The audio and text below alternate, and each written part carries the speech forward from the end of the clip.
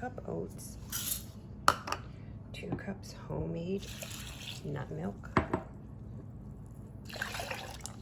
a little less than 1/4 cup flax, chia, and hemp, and I grind them up. 1/3 cup walnuts, 1 scoop of some kind of lean protein. This one's a plant-based one with some vanilla bean flavoring to sweeten it up. Cup of frozen berries. And my new favorite, barberries.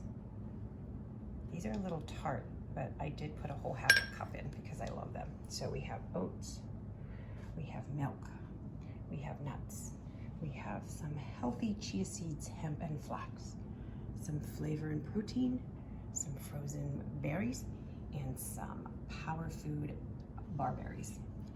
Put those all on. Now you can do this the night before, or you can put it on the stove on low. And here's how I make it even lower, because I'm going to come back in about a 1/2 hour, maybe 20 minutes. I stack these. Put it on low, and then I stack them. You can buy a gadget to do that, but what the heck. So just stir it up.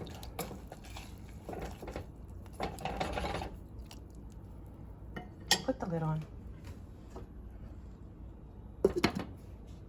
And I'll be back.